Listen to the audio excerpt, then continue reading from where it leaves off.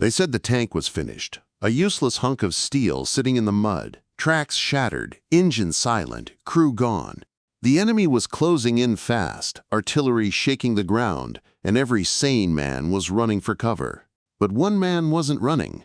He was crawling, through smoke, through mud, through chaos, straight toward that broken tank everyone else had abandoned. They called him the Mad Mechanic. And that day, he was about to prove just how dangerous madness can be when it's mixed with genius. He wasn't an officer. He wasn't even supposed to be there. Just a maintenance sergeant with grease-stained hands and a temper that scared half his unit. But he'd watched too many good men die because their machines failed them. So when he saw that tank, his tank, lying gutted and silent, he decided if it was going to die, it would die fighting. Shells screamed overhead as he pulled open the hatch. The interior was wrecked, fuel lines torn, controls melted from fire, ammunition cooked off. Anyone else would have written it off. But he didn't see wreckage. He saw potential. He saw a challenge. He saw a chance to turn something broken into a weapon no one would see coming. He stripped off his jacket, smeared oil across his face, and went to work. Every explosion around him was a clock ticking down. Every whistle of shrapnel, a reminder that he was one wrong move away from joining the bodies outside. But somehow, his hands stayed steady. He patched the ruptured fuel line with torn fabric, hammered bent armor plates back into shape using the butt of his wrench, rewired circuits with stripped communication cables, and kicked the starter until his boots split. Nothing. Silence. For a moment he just stared at it. The mud, the smoke, the fire, all of it blurred. He whispered something no one could hear. And then, like some mechanical resurrection, the engine coughed, sputtered, and roared back to life. It wasn't a smooth sound. It was angry, uneven, defiant, like it hated the world just as much as he did. He climbed in, sealing the hatch, and looked through the cracked periscope. The field ahead was crawling with enemy infantry, silhouettes moving through the fog. His comrades were retreating. The line was collapsing. And that's when the mad part began. Instead of driving back, he slammed the throttle forward. The tank lurched, metal grinding, treads screeching. The enemy didn't know what to make of it. This wreck, belching smoke, charging straight at them like a wounded animal, refusing to die. Bullets pinged off the hull, sparks flying. But he didn't stop. He couldn't.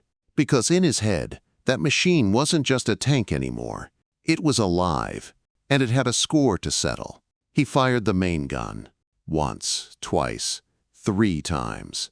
The first shot missed, the second clipped an armored car, and the third hit a fuel truck dead center. The explosion ripped across the field, lighting up the fog in orange fire. Soldiers dove for cover, thinking reinforcements had arrived. But there were no reinforcements. There was only him. The smoke made it impossible to see, but that worked in his favor.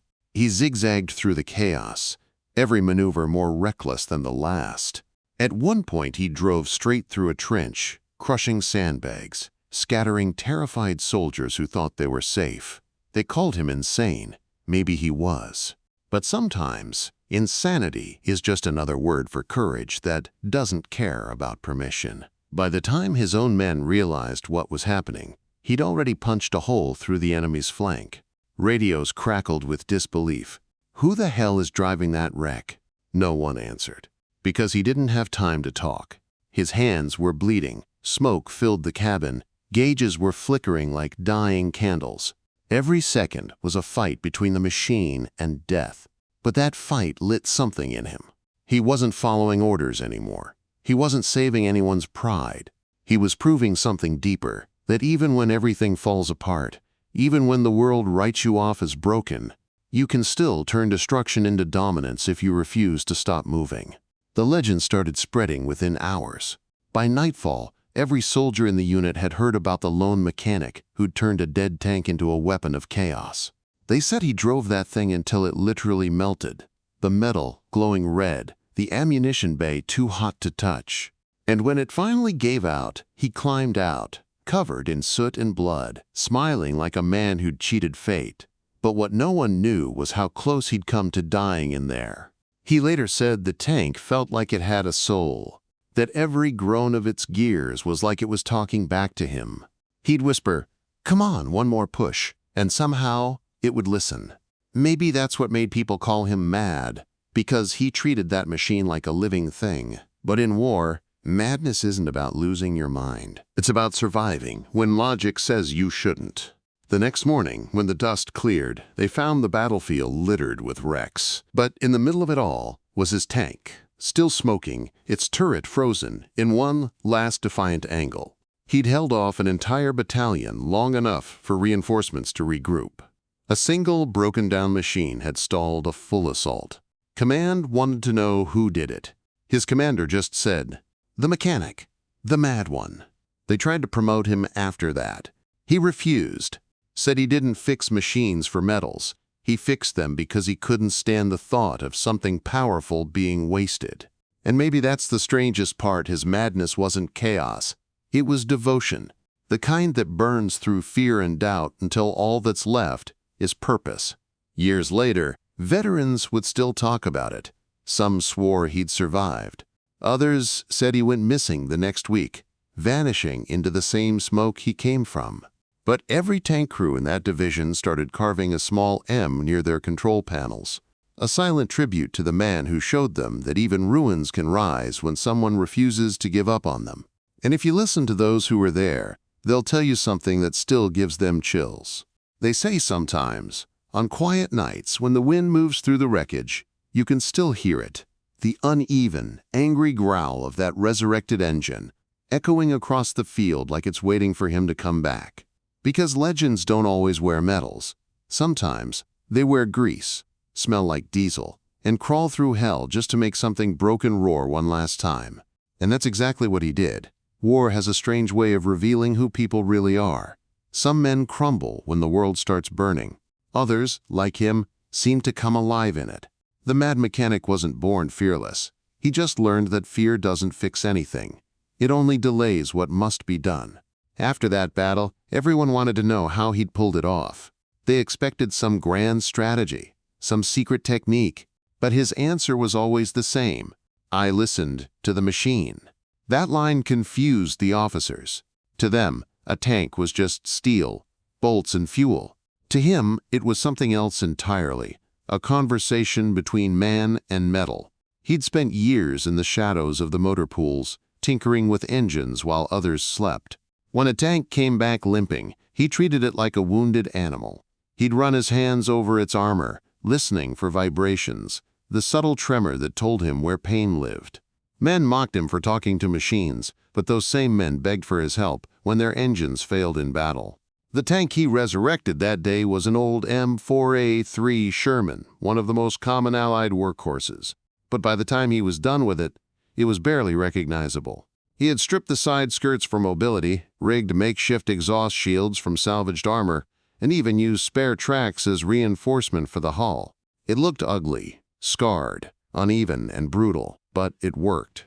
He called it Frank, short for Frankenstein, though he never said that out loud.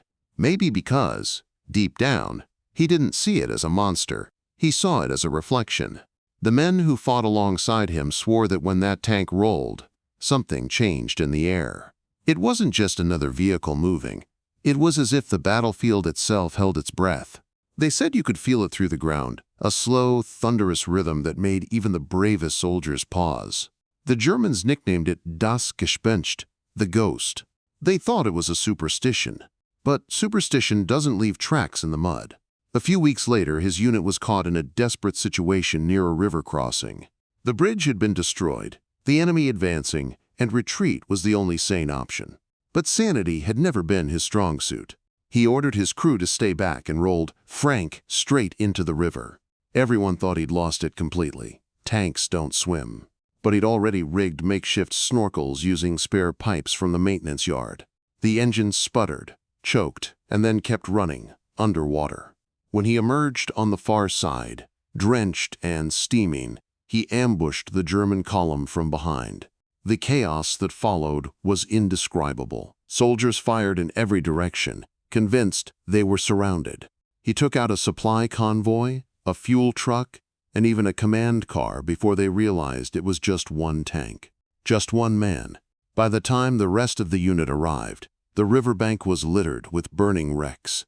He sat on top of his tank, smoking a cigarette, engine still idling beside him. When asked why he did it, he shrugged and said, "Because no one expected me to." That line became something of a motto among his comrades. Because no one expected me to. It was the essence of his philosophy. Unpredictability as a weapon.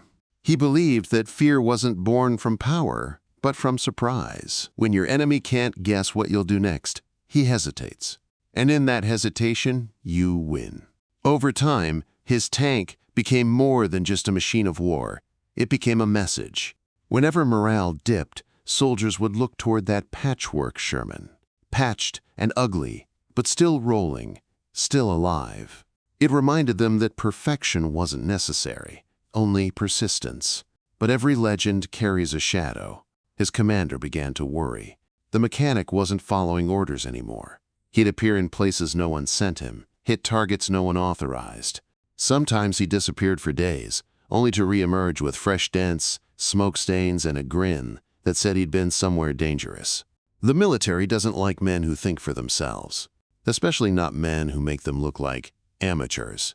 So the rumors started. They said he was reckless, that he endangered missions, that his heroics were accidents. They even tried grounding him, taking away his tank. But every time they did, something would break, and somehow only he could fix it. So they let him be, not out of respect, but because they couldn't function without him. And that was his quiet revenge, knowing the same system that dismissed him now depended on his madness to survive. There's one story that captures who he really was. During a winter offensive, his division ran out of spare parts. Snow was falling so hard you could barely see 5 meters ahead. The tanks were freezing up, engines locking solid. Command ordered a halt, but he wouldn't accept it. He scavenged metal from destroyed vehicles, melted snow for coolant, and even used animal fat from a local farm as makeshift grease. One night, a younger mechanic found him half buried in snow under a tank, torchlight flickering, his fingers blackened from frostbite. "You'll die out here," the kid said. And he just laughed, a slow, raspy sound that seemed to belong to someone who'd already accepted death. "Then I'll die warm," he said, and went back to tightening bolts. The next morning, his tank was the only one that started. He didn't say a word as he rolled forward through the snow, the engine growling like a beast that refused to sleep. One by one, the others followed, inspired or ashamed, no one could tell. That day, they broke through an enemy encirclement that was supposed to crush them. It wasn't the generals or their orders that saved them. It was a mechanic's defiance. The kind of defiance that comes from someone who understands that sometimes the only way to move forward is to ignore everyone telling you it's impossible. By now, he had become more symbol than man. The soldiers started painting crude white wrenches on their tanks in his honor. They said it brought luck. Some even carried bolts from wrecked tanks as charms. But he never cared about any of that. If you asked him, he'd say he just wanted the machines to work so fewer men had to die. Simple as that. And yet, deep down, everyone knew it wasn't simple. Because he wasn't just fighting the enemy. He was fighting time, fate, and the endless machine of war itself. Every tank he saved, every life his repairs bought, it was all borrowed time, and the bill was coming due. The front lines kept shifting, and the war was entering its most brutal phase. The enemy had learned to adapt. They started targeting supply lines, ambushing repair crews, cutting off the very lifeline he depended on. But he didn't stop. He scavenged, improvised, rewired, rebuilt. Each victory cost him a piece of himself, sleep, fingers, sanity, but he didn't care. He said, "Machines don't complain, so why should I?" And yet, even machines have limits. One cold dawn, after weeks of relentless fighting, Frank began to fail. The suspension cracked, the gearbox jammed, and the main gun misfired. His crew begged him to abandon it, to retreat, to rest, but he refused. "You don't abandon what's carried you through hell," he said quietly, his hand resting on the armor like it was a friend's shoulder. And so, with what little was left of both man and machine, he prepared for one final stand. The dawn was gray and silent, except for the faint crackle of frozen grass under his boots. The front had gone quiet, in that eerie way it sometimes does, before something terrible happens.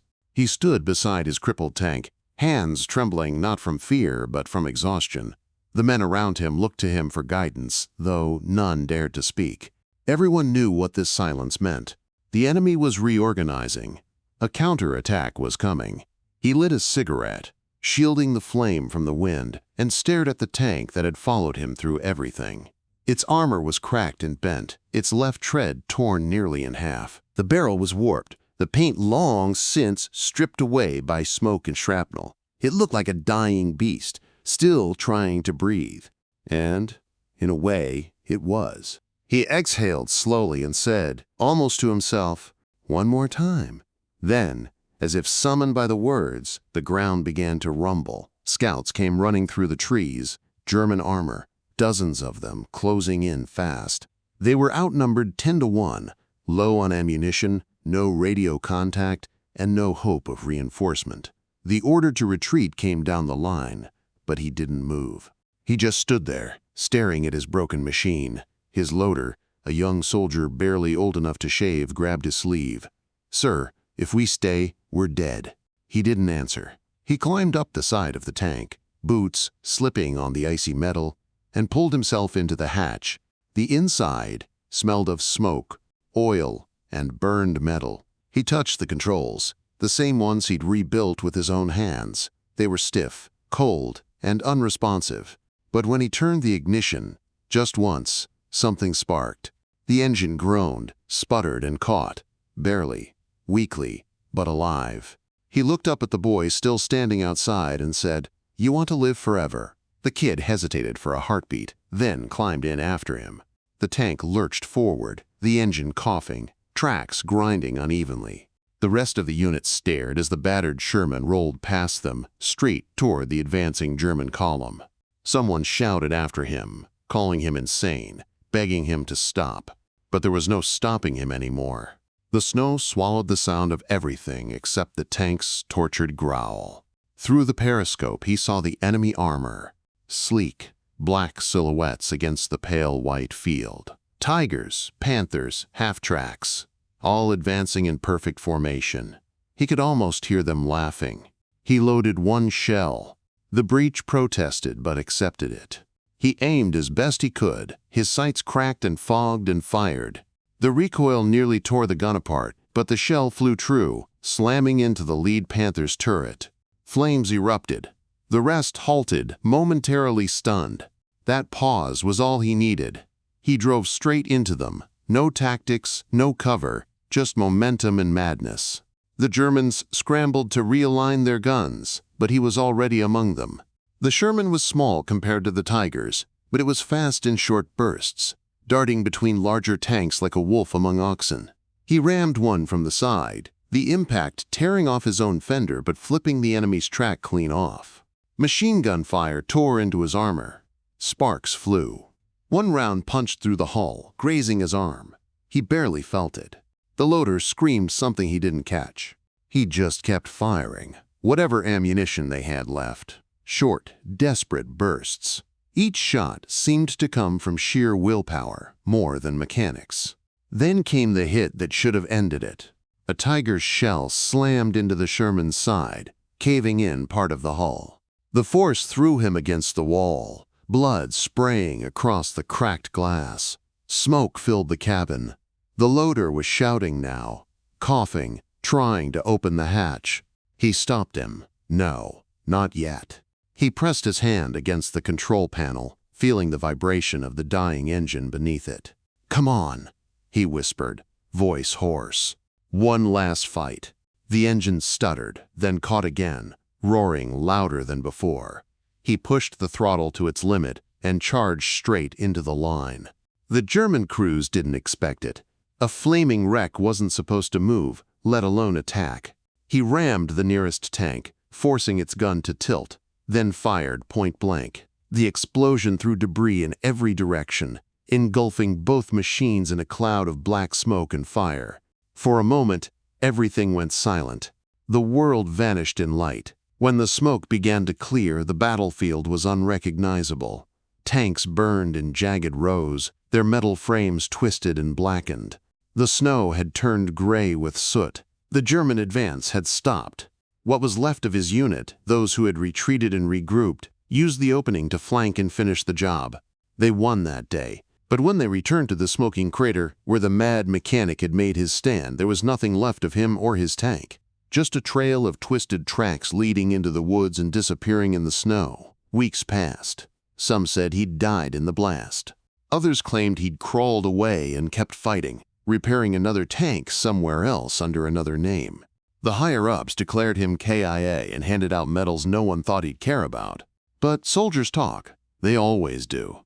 And soon, across dozens of units and hundreds of miles, stories started spreading about a lone tank appearing out of nowhere in the middle of night battles, firing once, twice, changing the course of fights before vanishing again. Some swore they saw a figure climbing out of it afterward, wiping soot from his face.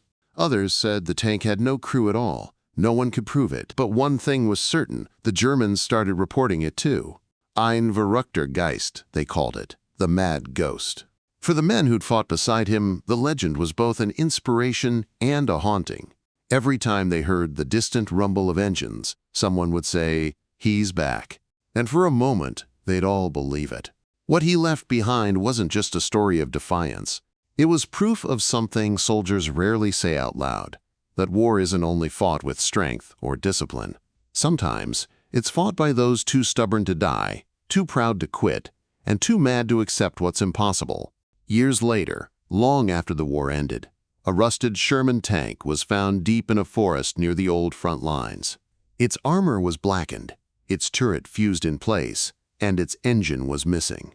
But carved into the metal near the hatch were 4 words, etched by hand and barely visible through the rust. "One more time, Frank." No one knows who found it first, or how long it had been there. But when the restoration team tried to move it, the strangest thing happened. They said the crane's engine failed, twice, for no clear reason. Then, as they waited, a gust of wind rolled through the trees, and for a moment, everyone swore they heard it, the faint, uneven growl of an engine, starting somewhere deep within the forest. And maybe that's how it should stay. Because some machines don't die, they wait, patiently, quietly, for the hands that once gave them life. And somewhere out there, in that endless silence of forgotten battlefields, the mad mechanic and his tank are still waiting for one last fight.